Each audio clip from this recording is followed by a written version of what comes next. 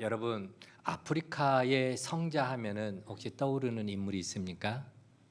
아프리카의 성자, 데이비드 리빙스톤이 떠오를 것입니다. 그는 평생을 아프리카의 그 잃어버린 영혼들을 위해서 자신의 전 생애를 헌신하는 그러한 삶을 살았던 선교사님입니다.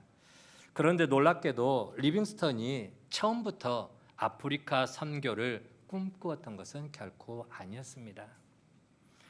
그는 본래 중국 선교를 열정적으로 준비하던 그런 청년이었습니다. 중국을 향해서, 그 많은 인구들이 있는 중국을 향해서 선교에 대한 비전과 또 기도 제목 가지고 늘 준비해 오던 그러한 열정의 청년이었죠. 그런데 갑자기 영국과 중국 사이에 아편 전쟁이 터지게 됩니다. 아편 전쟁으로 말미암아 중국으로 향하려고 했던 그 모든 길들이 다 막혀 버렸습니다. 자기 모든 계획, 그 모든 꿈이 산산조각이 나게 된 것이죠. 그렇게 앞길이 막막해졌던 그가 어깨가 축 처지고 많이 낙심하고 있었을 때에 런던 선교회에서 아프리카 선교의 개척자라 말할 수 있는 로버트 모펫 선교사를 런던 그 선교 지부에서 만나게 됩니다. 그때 이 모펫 선교사가 낙심해 있는 젊은 리빙스턴에게 이런 말을 남깁니다. 리빙스턴 형제, 나는 북쪽, 즉 아프리카를 바라볼 때마다 가슴이 터질 것 같습니다. 그곳에 아직 그 누구도 예수의 이름을 전하지 않아서 매일 아침 수천 개의 마을에서 피어오르는 연기를 봅니다 라고 이야기를 하죠. 이 말을 들은 리빙스턴은 그때부터 아프리카를 향한 가슴에 불이 붙기 시작합니다. 아프리카 선교에 대한 가슴에 뜨거운 열정이 살아나게 되었다라고 하는 것이죠. 그리고 여러분, 모펫 선교사가 말한 마을에서 피어나는 수천 개의 연기, 이 수천 개의 연기는 단순히 아침밥을 지을 때에 피어오르는 연기가 아닙니다. 그것은 바로 복음을 한 번도 들어보지 못했던, 영적으로 기진해 죽어가는 그 아프리카 영혼들의 처절한 비명소리를 그렇게 표현을 했던 것이죠. 그 비명소리가 리빙스턴의 귀에 그렇게 들리기 시작을 했다라고 하는 것입니다.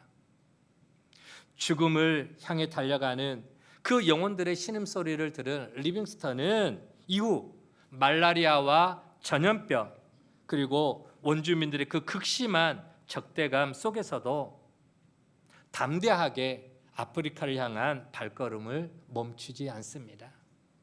그곳이 곧 하나님이 나를 향해서 보내신 선교지다라고 그렇게 생각을 하고 아프리카로 믿음의 발걸음을, 선교의 발걸음을 옮기게 되죠. 그리고 평생 그 아프리카들을 위해서, 복음을 위해서 살아가다가 마지막 그 아프리카에서 주님의 품에 안기게 됩니다. 여러분, 오늘을 살아가고 있는 우리들의 귀에는 어떤 소리들이 들리고 있습니까? 세상의 화려한 음악 소리가 귀에 쟁쟁하게 들립니까? 아니면은 이번에 누구는 주식했다가 대박 터졌다더라, 성공했다더라, 이렇게 하면은 성공한다더라, 여기저기서 들려오는 성공의 소리가 들립니까? 아니면은 내 삶의 안락함, 내 인생 노년 이렇게 해야 편안하게 살 텐데, 아무개는 이렇게 노년을 준비한다고 한다는데 하는 자신의 안락함을 구하는 소리들이 들립니까? 아니면 리빙스턴의 귀에 들렸던 저 죽어가는 세상의 그 영혼들의 찢어지는 비명소리가 들리고 있습니까? 오늘 우리가 함께 읽은 본문에도 보면은 세상의 그 어떤 소리보다 영혼들의 아파하는 그 비명소리를 가장 먼저 들으셨던 분이 소개가 되어지고 있습니다. 그분이 누굽니까?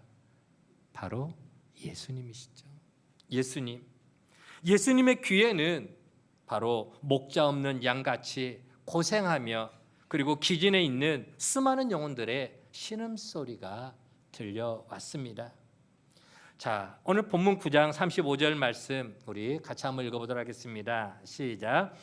예수께서 모든 도시와 마을에 두루다니사 그들의 회당에서 가르치시며 천국 복음을 전파하시며 모든 병과 모든 약한 것을 고치시니라. 예. 여러분, 예수님은요 잠시 쉴 틈도 없이 모든 도시, 모든 마을이라고 표현할 만큼 정말 수많은 곳곳들을 마을 구석구석을 다니면서 귀한 사역들을 이어나갔습니다. 회당에서 천국 복음을 가르치고 또 사람들이 모여 있는 그곳에 가서 또 천국 복음을 선포하시고 병든 자, 약한 자들을 외면하지 않고 다가오는 이들을 다 품으시면서 그들의 병들을 고쳐 주셨습니다. 그런데 예수님께서 그 수많은 마을들 구석구석을 다니며 병자들을 고치고 복음을 전하시면서 예수님 가슴에 뼈저리게 느끼신 한 가지 마음이 있었습니다. 마을을 돌아보니까, 동네 구석구석을 다녀보니까, 당신 앞에 밀려드는 그 사람들을 바라보니까 예수님의 마음자리 한 구석에 깊이 울림이 있는 그러한 한 가지 마음이 있었다라고 하는 거예요. 어떤 말씀이냐? 이어지는 9장 36절 말씀을 또 같이 읽어봅니다. 시작.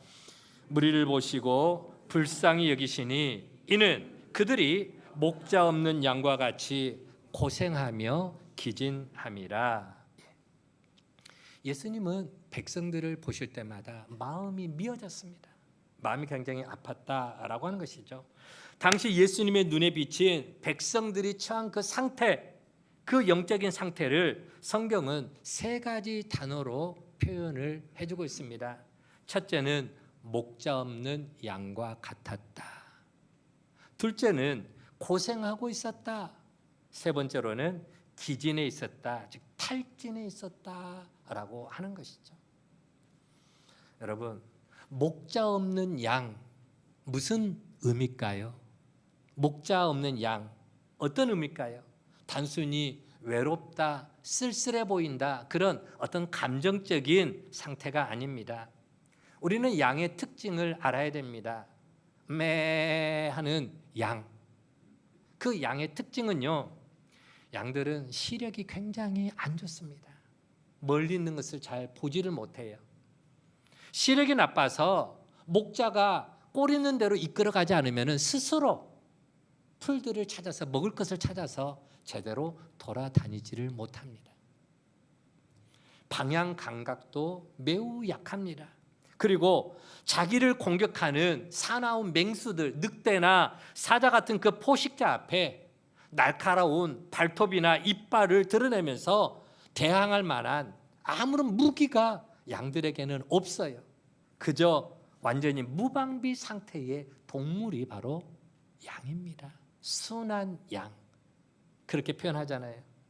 그런 양들을 먹을 것이 있는 푸른 풀밭으로 인도해서 그 주려 있는 양들의 먹을 것을 챙겨주고, 목말라 하는 양들에게 또 물가로 인도해서 마실 물을 또 챙겨주고, 그리고 또 맹수들의 그 사나운 이빨로부터 이 양들을, 그 양들의 생명을 지켜주는 유일한 존재가 있습니다. 누가 양들을 지켜줄까요? 누가요? 목자가 지켜주죠. 그렇죠? 때문에 목자가 없는 양이라고 하는 것은 어떤 상태인가 우리가 알 수 있잖아요. 목자가 없는 양이라고 하는 말은 조만간 이 양들이 길을 잃고 굶어 죽거나 아니면 사나운 맹수들에게 찢겨 죽을 수밖에 없는 절체절명의 위기의 상황에 빠져 있는 그런 모습. 그런 모습이 지금 어떤 모습이냐? 예수님이 바라보는 이스라엘 백성들의 모습이 그러하더라라고 하는 겁니다. 이게 목자 없는 양과 같은 모습이고요. 두 번째로는 고생한다라는 말을 표현합니다. 고생한다. 헬라어 원어로 보면은 코피아오라고 하는 말이 있는데요. 가죽이 벗겨지다, 찢겨지다, 괴롭힘을 당한다.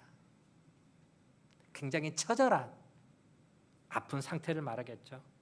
영적 지도자라고 자처하던 바리새인과 서기관들에게, 종교 지도자들에게 위로를 받기는커녕 율법의 그 무거운 짐에 짓눌려서 영혼의 가죽이 벗겨지는 듯 그런 고통을 당하고 있던 그 백성들의 그 영적인 상태에 고생하고 있는 모습이다라고 하는 것이죠. 또 세 번째로는 기진한다라고 하는 뜻이 있습니다. 기진한다, 길바닥에 내던져졌다, 기운이 다해서 쓰러져 있다라는 뜻입니다. 더 이상 다시금 일어설 만한 힘조차 없이 깊은 절망에 빠진 채 널브러져 있는 그런 상태, 그게 바로 기진함이다. 여러분, 우리 예수님은 이와 같이 세상에서 방황하는 그 무리들, 그 백성들을 바라보실 때에 그와 같은 마음으로, 그와 같은 모습으로 바라보셨다. 그리고 또 하나의 표현이 있는데 그들을 불쌍히 여기셨다라는 표현을 씁니다. 그들을 바라보니까 너무 불쌍해 보여, 너무 안타까워 보이는 거예요.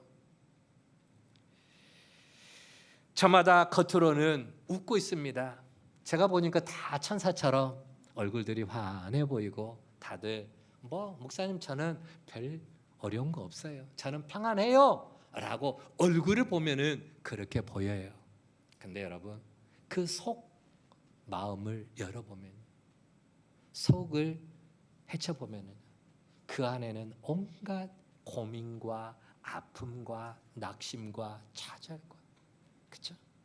속으로는 영적으로 완전히 파산되어져서 지쳐 쓰러져 있는 목자 없는 그들의 상태, 이런 모습을 예수님이 불쌍히 여기셨다라고 표현을 하고 있습니다. 여기 불쌍히 여긴다라고 하는 헬라어 단어를 쓰는데요, 스플랑크니조마이라고 하는 말을 씁니다. 스플랑크니조마이. 어떤 상태냐, 어떤 표현이냐, 창자가 끊어지는 듯한 고통을 느꼈다라고 하는 거예요. 저 백성들을 바라보실 때 예수님의 마음이 어떠냐, 예수님의 심정이 어떠냐, 내 창자가 끊어지는 아픔을 느꼈다라고 하는 거예요. 스플랑크니조마이. 이 단어를 어떤 때 쓰는 단어냐, 여러분, 자식이요 병이 들어서 죽어가는 모습, 병상에 누워서 죽어가는 그 자식을 바라보는 부모의 마음이 어떨까요? 차라리 내가 아팠으면, 내가 대신 아파주면 좋겠는데, 그게 부모의 마음 아닙니까? 자식이 죽어가는데 부모로서 뭘 할 수 있는 게 아무것도 없어. 그때 그 자식을 곁에서 지켜보는 그 부모는 간장이 녹아내리고 창자가 끊어진 것 같은 그 애끓는 고통을 자식 옆에서 느끼게 됩니다. 이걸 갖다가 단장이라고 이야기합니다. 단장, 창자가 끊어지는 아픔이다. 여러분, 우리 예수님은 바로 이와 같은 단장의 마음으로 방황하는 그 영혼들을 바라보고 계셨다라고 하는 거예요. 그 영혼들을 바라보시는 예수님의 마음이 그랬다라고 하는 것입니다. 그렇다면 여러분, 오늘 우리의 마음은 어떨까요? 우리의 마음, 오늘 이 시대를 바라보며 우리 안에도 예수님이 가지셨던 그 창자가 끊어지는 듯한 사람들을 바라볼 때 그 긍휼의 마음이 우리 안에 있는가라고 하는 것입니다. 누군가를 바라볼 때에 참 안 됐다, 참 마음이 아프다, 그 불쌍히 여기는, 긍휼히 여기는 마음이 있느냐? 잘못된 길을 가고 있고 자기밖에 모르는 이기적인 마음으로 살아가고 세상에서 갈 길 몰라 방황하는 그 사람들을 바라볼 때에 그들을 바라보는 우리의 마음에 가장 먼저 드는 감정이 어떤 감정이냐라고 하는 것이죠.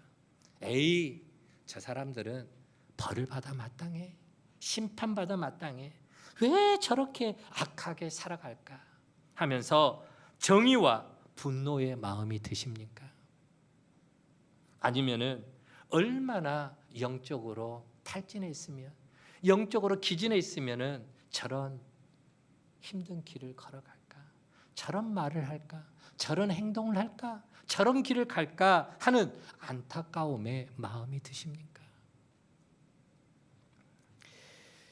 요즘 TV 넷플릭스라고 하는 거 들어보셨죠? 우리 젊은 사람들이 또 많이 보기도 하는데요. 넷플릭스에 요즘 핫하게 뜨는 드라마 하나가 있습니다. 참교육이라고 하는 드라마가 있습니다. 아마 보신 분도 계실 겁니다. 이 참교육은 뭐냐? 학교에서 선생님들의 권위, 즉 교권이 무너지는 그 교육 현장의 안타까운 상황을 이제 드라마 주제로 그렇게 지금 다루고 있거든요. 참교육. 선을 넘는, 도를 넘는 학생들이나 아니면 선생님 혹은 그 학부모로부터 그 교육 현장, 무너지고 있는 그 교육 현장을 지키기 위해서 창설된 교권보호국이라고 하는 게 있습니다.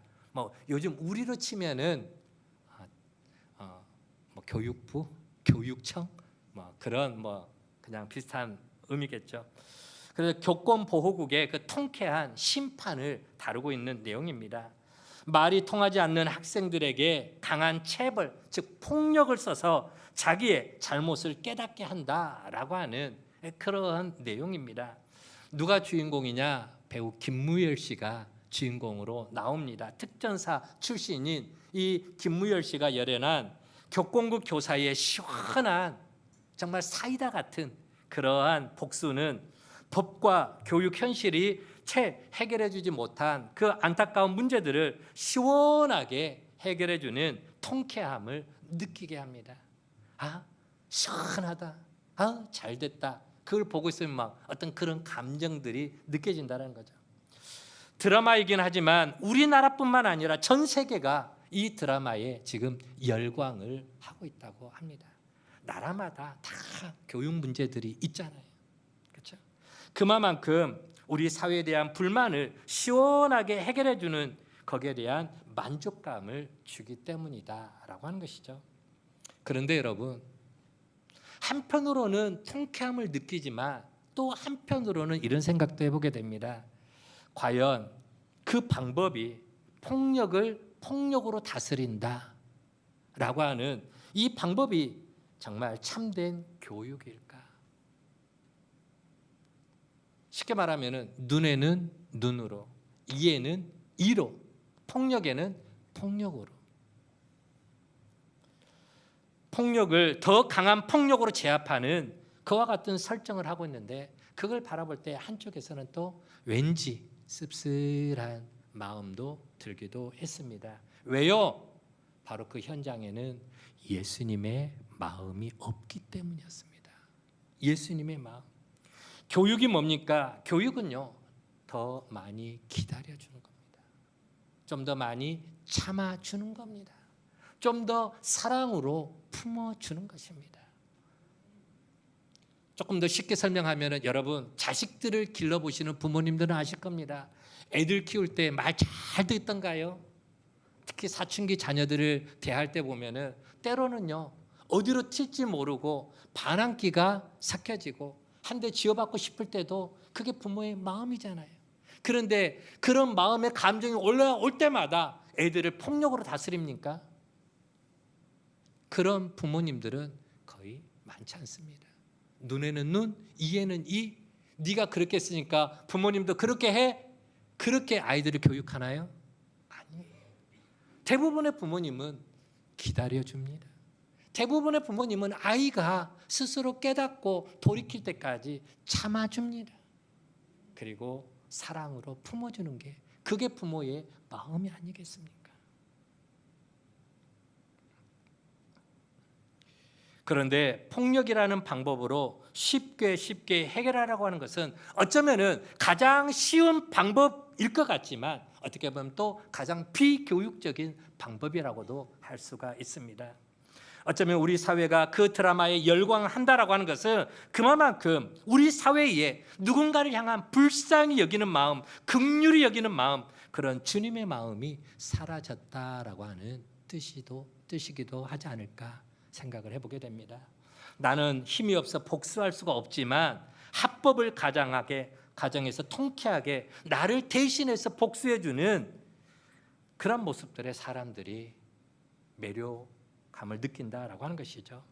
좀 더 사랑으로 품기보다는 복수가 더 쉽고 더 빠른 방법이라고 생각을 하기 때문입니다. 그런데 여러분, 혹시라도 오늘 우리들의 마음이 그런 마음은 아닐까 하는 생각을 가져봅니다. 때로는요, 사랑으로 품으려고 할 때 그 마음에 찾아오는 아픔도 없잖아 있습니다. 또 오랜 시간 인내해야 되고 쓰라림을 늙게 할 때도 있습니다. 그러니까 그 좁은 길보다, 그런 힘든 그러한 과정을 겪는 것보다 그냥 사랑의 마음보다는 정의라고 하는 이름으로, 정의의 이름으로 빠르게 해결되기를 원하는 그 과정이 폭력을 통한 해결이라 할지라도 빨리빨리 해버렸으면 좋겠다. 그게 어쩌면 우리의 마음은 아닌가라고 하는 것이죠. 하지만 여러분, 우리가 닮아가야 될 마음은요, 세상을 향한 마음이 아닙니다.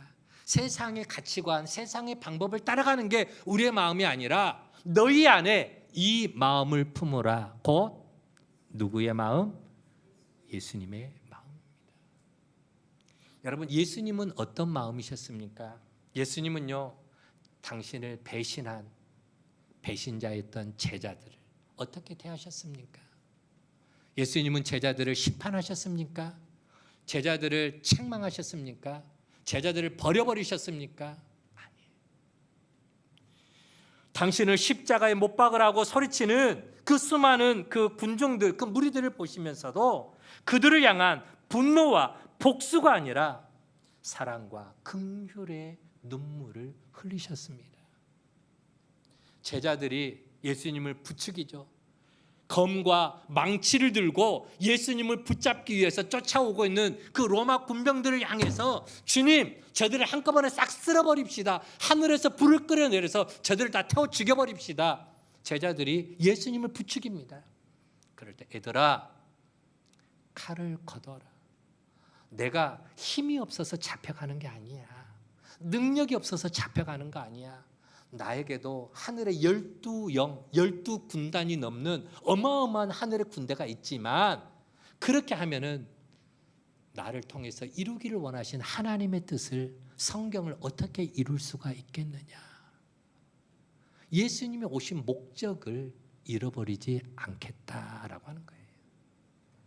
여러분, 예수님은 목자 없는 양처럼 이리저리 방황하다가 결국 지옥 형벌로 떨어질 그들을 바라보면서 가슴을 쥐어짜며 아파하셨습니다.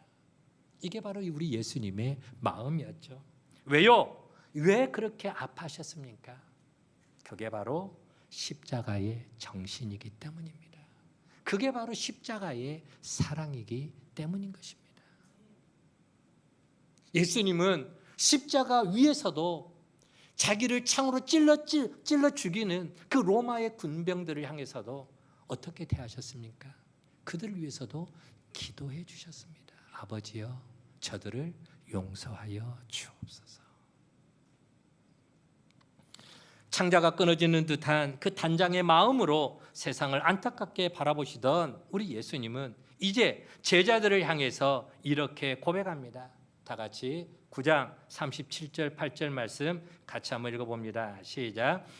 이에 제자들에게 이르시되 추수할 것은 많되 일꾼이 적으니 그러므로 추수하는 주인에게 청하여 추수할 일꾼들을 보내주소서 하라 하시니라. 아멘. 예수님은 지금 영적으로 굶주려 죽어가는 그 백성들을 목자의 마음으로 돌봐주고 그들의 영혼을 사랑으로 보듬어 줄 수 있는, 따뜻한 사랑으로 보듬어 줄 수 있는 예수님의 마음을 품은 진짜 일꾼들을 예수님은 찾기를 원하셨습니다. 그런 일꾼들이 너무너무 절실하게 느껴졌습니다. 그래서 바로 이어지는 마태복음 10장에 보면은 예수님이 당신이 직접 12명의 제자들을 불러 제자로 세우십니다. 일할 일꾼을 12명의 제자를 세우시는 것이죠. 예수님의 그 애끓는 단장의 마음을 품고 예수님이 해오셨던 그 일들을 바톤을 이어서 같이 하기를 원하는 제자들을 세우셨다라고 하는 것입니다. 자, 그런데 여러분, 오늘 우리가 성경을 10장을 읽어보니까 예수님이 뽑은 12명 제자들의 이름이 나옵니다. 예수님의 제자들 12명의 이름들이 나오는데요, 그 12명의 제자들 면면을 살펴보면 한마디로 말 그대로 뭐다? 오합지졸이었다. 오합지졸이었다라고 하는 것이죠. 인간적인 눈으로 보면 도저히 섞여질 수 없는 최악의 조합이었습니다. 어떤 내용입니까? 베드로와 안드레, 야고보와 요한, 이들은요 배운 것이 너무 없는 거친 갈릴리 그 어촌에 고기 잡는 어부들이었습니다. 가방끈이 너무 짧은, 뭐 하나 제대로 교육을 받지 못한, 율법 교육, 신앙 교육도 제대로 받지 못한, 배우지 못한 무식쟁이 취급을 받던 저 시골 촌놈들이었다라고 하는 거예요. 또 오늘 본문의 저자 마태복음을 쓴 이 제자인 마태는 어떤 사람입니까? 마태는요 로마 제국의 앞잡이가 되어서 동족의 피와 같은 그 돈을 갈취해서 온 유대인들에게 매국노라고 손가락질을 받던 세리였습니다. 세리, 로마의 앞잡이가 되었던 세리였죠. 반면에 저 밑에 보면은 시몬이라고 하는 사람이 나옵니다. 시몬은 어떤 사람이냐? 로마를 전복시키기 위해서 품속에다가 뭘 품고 다니느냐?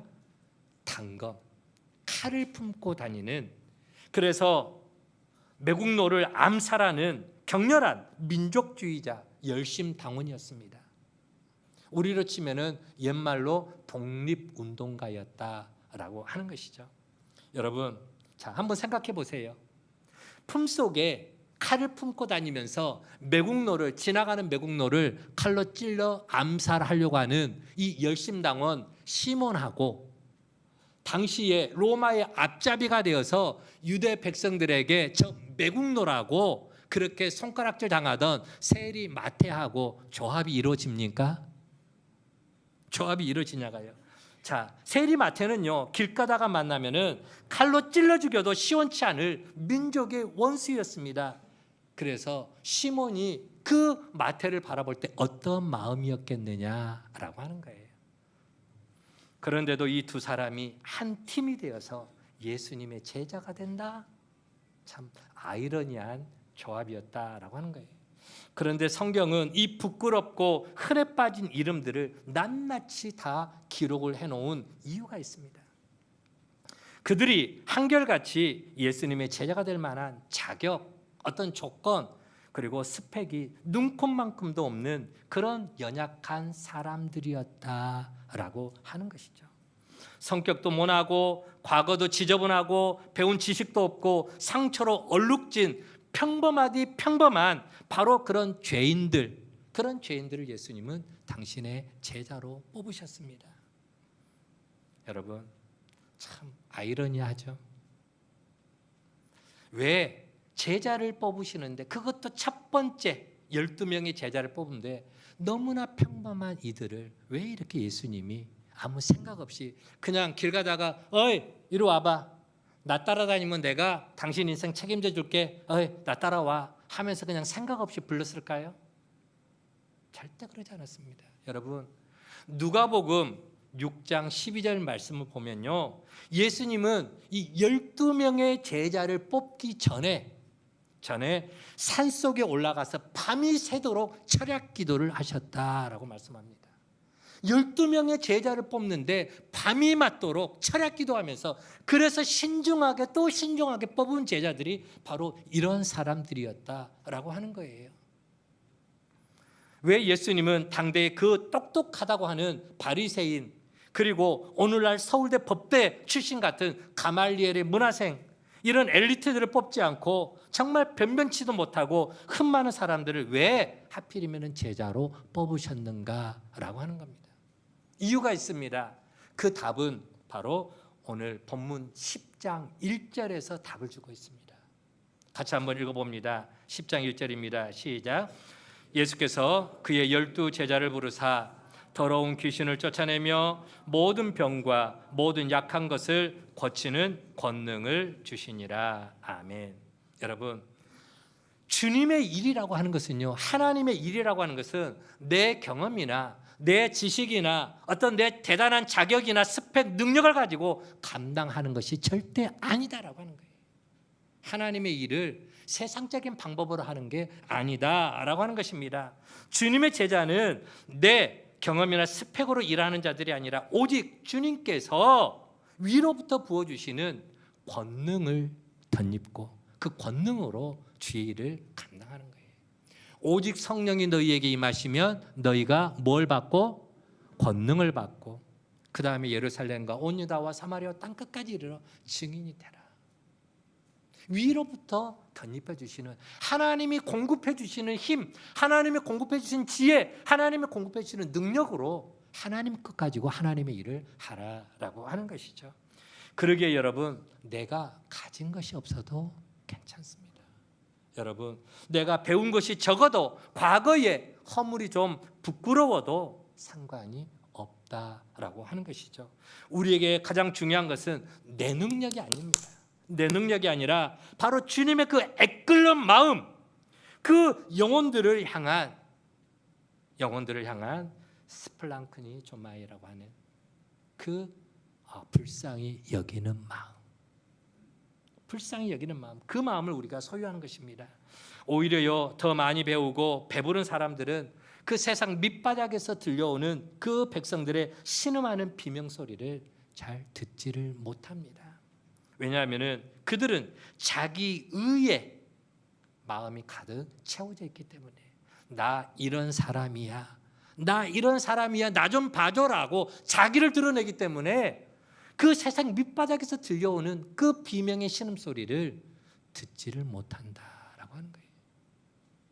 그러나 깨어지고 실패하고 상처를 입어본 그런 경험이 있는 사람들은, 인생의 밑바닥을 경험해 본 그런 제자들은 비로소 다른 이들의 아픔에 같이 공감할 줄 압니다. 그리고 그들의 눈에 눈물이 보여지고 그들이 그 아파하는 그 신음소리가 귀에 들려지게 되더라라고 하는 것이죠. 사랑하는 우리 믿음의 가족 여러분, 오늘 주님께서 저와 여러분을 당신의 제자로 불러주신 이유가 바로 여기에 있습니다. 우리가 남들보다 똑똑해서가 아닙니다. 어떤 남들에게 내세울 만한 화려한 스펙이나 어떤 자격을 갖췄기 때문에 우리가 주님의 제자로 서 나가는 게 아닙니다. 우리는 한없이 부족한 죄인이죠. 어느 것 하나 내세울 것 없는 연약한 인생입니다. 그런 우리를 창자가 끊어지는 그런 고통으로 우리를 불쌍히 여겨주셨고, 십자가에서 당신의 온 몸을 다 찢어주심으로 우리를 구원해 주셨습니다. 이처럼 우리는 주님으로부터 과분한 사랑을 먼저 받은 존재입니다. 그 과분한 은혜를 우리에게 부어주신 주님께서 이제는 우리를 주님의 제자로 삼아주시면서 세상에 나가 영원 구원의 사명을 감당하라고 우리에게 명하고 계심을 믿으시기를 바랍니다. 여러분, 상처 많고 내세울 것 없는 우리 인생도 하나님의 손에 붙들려지게 되면은 세상을 살리는 위대한 일꾼이 될 수가 있습니다.